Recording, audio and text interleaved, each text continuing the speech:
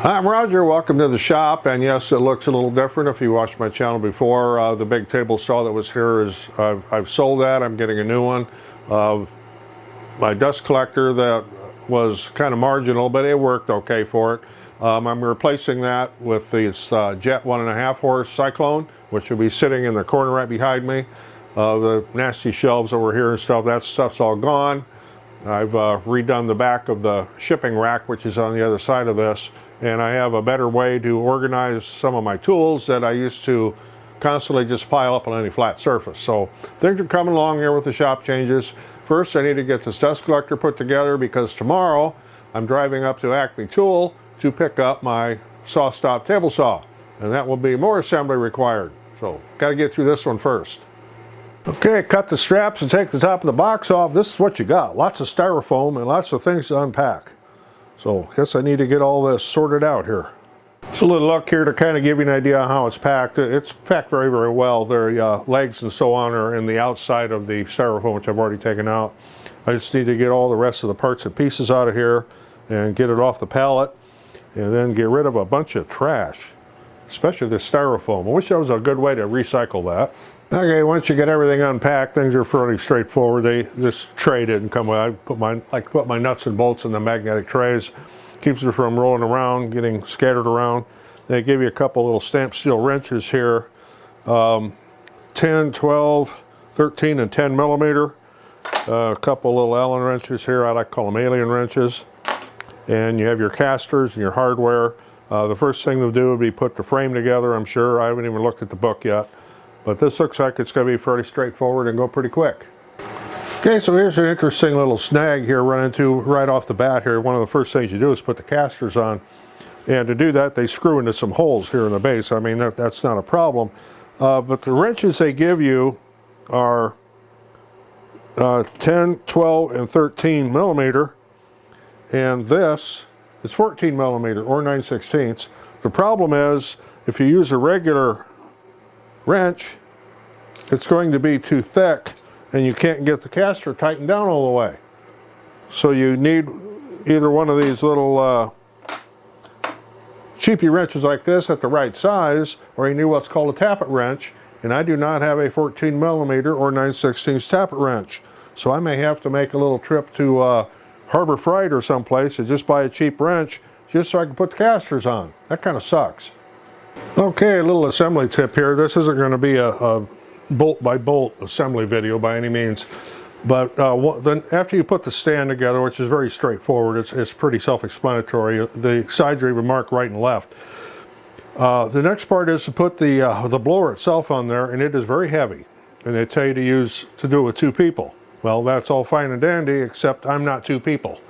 But I did figure out if you laid it down with the filter flange facing up as you see it down here, it's very easy to bolt the legs on and bolt the stand on. Then all you have to do is stand it up. Of course, it's still going to take some pretty good oomph to stand that back up, but you don't have to fight with trying to line bolts up or anything. So this worked out pretty well. Just a little shortcut there for you, a little tip. Next step here is going to be putting this the chute on the bottom here. There's a clamp on here, and there's a flange clamp. You need to loosen the bolt up. I suggest you get yourself a ratchet or a ratcheting box end wrench, because you don't want to try to do this with an open end. It'll take you forever. It's 10 M&Ms, 10 millimeter. I'll try to get this clamp out big enough so that I can get it around the other part too. Here's a couple of ears on here, but I'm not real sure which way they're supposed to face, so I'm going to put the little brace things to the back. I don't know, and hope that that's right, because the instructions don't really spell that out. I've got a feeling I'm going to have to take this all the way apart to get that around there.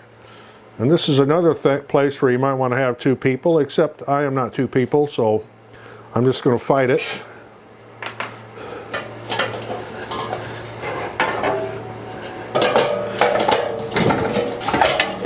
Starting to think I should have done this while I'm still laying down.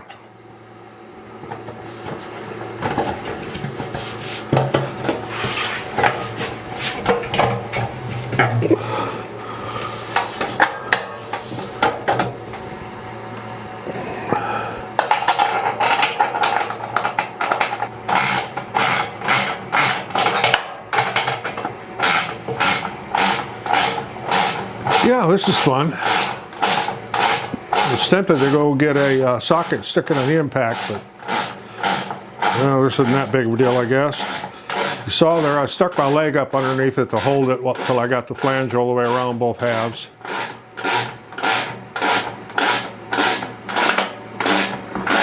So I say you definitely want to have a ratchet on this. Trying to use an open end to do this all the way would take you forever.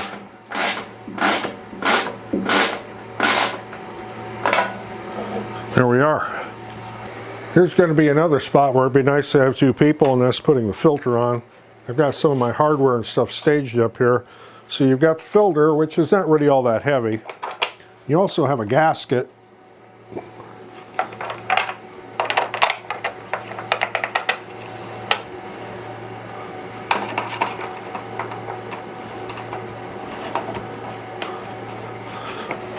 So the thing is to put this all on there and hold it up. This is where two people would be a handy thing to have too. I wouldn't tighten anything up till you get all the bolts in, because you're going to have to go around here and get things lined up as you go. Once you get two bolts in, it won't be too bad after that. Like I say, just don't tighten anything up yet, because you're going to need to move that gasket around in there. Incidentally, there's a ground wire on here to hook up as well.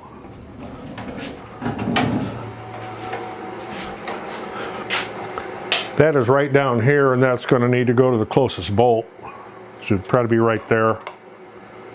So I'll get the rest of these in. Incidentally, these casters they're like balls, and they roll around real well until they run into something on the floor.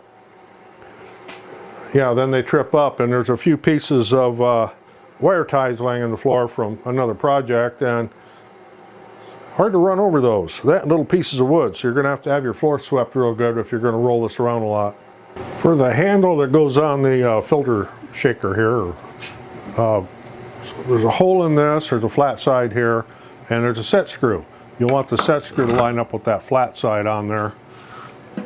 And you can take your alien wrench there and tighten that set screw down. And there's another nut on the outside of that you can set down as what they call a jam nut, and that will keep it from moving. And one of the things here I should probably point out is on the inlet port right here, you need to put a strip of foam tape around it. There's 3 rolls of foam tape, and they're all different lengths. This would be the smallest size roll, and it will wrap around, and you'll have maybe 3/4 of an inch extra you'll need to cut off. There's a screw in the side right here you need to take out first. I've got it sitting right here for when you put the port back on. And I've just taken my Phillips screwdriver here and made a little hole in that foam so I know where the hole is when I go to put this on.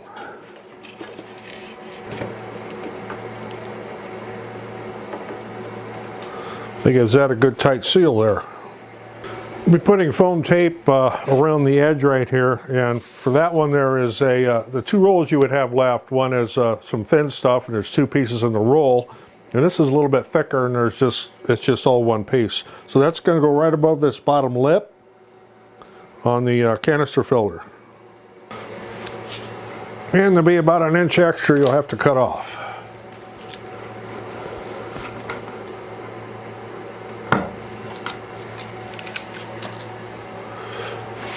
Next, that goes on there is a bag and the clamp. I'm going to have to get me a couple pieces of masking tape to hold the bag on while I put the clamp on.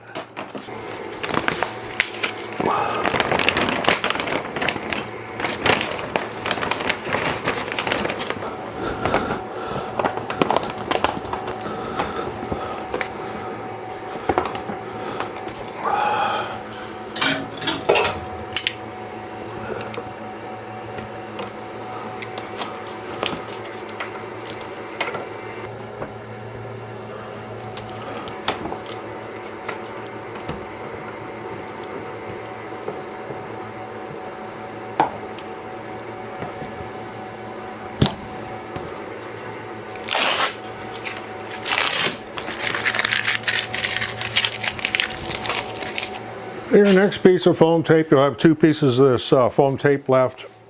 One will go around this bottom flange right here, and the other one will go around the top flange for the collection barrel.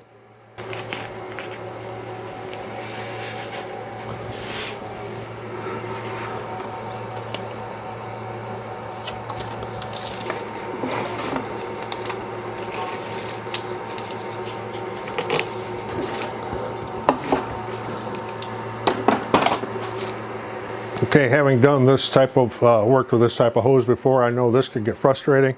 You'll have there's two clamps like this, and you'll have this section of flex duct that's going to go between the bottom funnel and the chip collection top. That's what this is sitting here on the table. So I'm going to put this side on first, and then I'll put the other side up onto the dust collector. I know this can be a little bit frustrating sometimes because this has to be stretched a little bit. You got to make sure you don't have any folds in it. And once you get over getting it on the collection barrel part, you get to do that same fight on the bottom of the dust collector itself. It helps if this is warm too. If it's chilly in your shop or whatever, take a heat gun or something or hair dryer and warm up this vinyl, and it'll stretch around things a lot easier. Okay, back over here at the dust collector itself, we got these quick release handles here. One will mount to each side, and I discovered that the little brace thing on the flange has to face to the back, not the front, but it was easy to just spin this around. So these will screw on right here, give you a handful of screws, and pretty self-explanatory. Then getting back to the casters, what I had to do is run up to Harbor Freight here, and they had a set of metric wrenches on sale for $8. So took the 14 millimeter out and ground both sides down on it so that it would fit in this little gap down here. Ideally it would have been a tappet wrench, but they don't have those there, and the guy that I asked about it, he was young, so I had no idea what a tappet wrench or even what a tappet was. But anyway, this will work, so I'll get these casters on the barrel here. Okay, getting down to the end here. This is the collection bag, and I would imagine after a little bit here I won't even use one. I'll just take this out and dump it when it gets full. This goes in the barrel here. And there is a cage that you have to put together that goes inside the bag, and that keeps the bag from collapsing under the vacuum. I think it's almost easier to put the thing in the bag and put the whole thing in. Like so. There's a gasket here. I don't know if we need the bag folded in or out. I don't think it really makes any difference.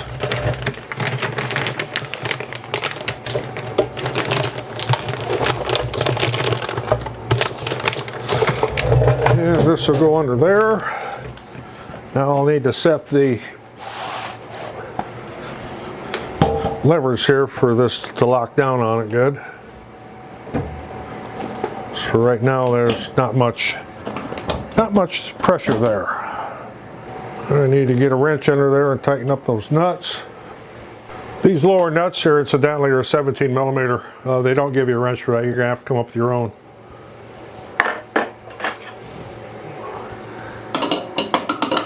The jam nuts are 14 millimeter.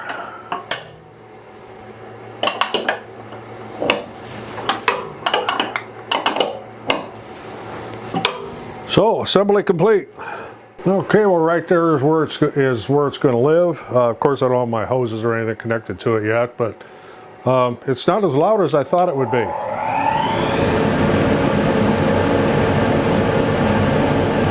That's not really too bad. It'll be a little quieter once I get the hose on it. The thing I did notice was a little bit of what I call torque steer to it. When it first starts up, it'll shift a little bit from the motor torque, but nothing serious. Okay, any problems encountered with this? Well, other than not having the right skinny wrench for the casters, no, there hasn't been any problem with it all. It all went together. So we'll see how this thing performs over the next several weeks when I get the new saw in here and get some other things hooked up to it. So can't really give you an accurate assembly time because of course I had to go find a skinny wrench, and I didn't want to grind down one of my good ones here. I just went to Harbor Freight and got a cheap set and ground one of those down to be able to tighten the casters up. Another thing I suppose I could have done was put another double nut on there, but then I'd have to go buy a bunch of nuts because I don't have enough metric nuts that size. So either way I was going to make a trip. I really should have put the right one in there. I know there's been some confusion with other reviews I've read. Well, the directions don't tell you which bag goes where. Well, one bag's big and one bag's little. And the little bag, which goes back here to collect the fine dust, doesn't fit in the barrel very well. So that, to me, that should just be obvious which bag goes where. As I mentioned, I'll probably not be using the bag in the chip collection thing here. I've got a place where I just take these and dump them. My biggest thing is remembering to empty those. This does have a window on it. Whether I'll remember to look at the window or not, or if the window got clouded over like it did on my chip collector for my planer, which I can now get rid of because I've got this. But I kind of tend to forget to empty those. So anyway, it is there. This is not sponsored by any means by Jet. I bought this, ordered it actually through the Homely Depot, which is not a place where I usually shop or anything, but they had a good rate there. So if you got anything out of this, appreciate getting a thumbs up. Always helps the channel. I'm Roger in the shop during the remodel. Thanks for watching. See you on the next one.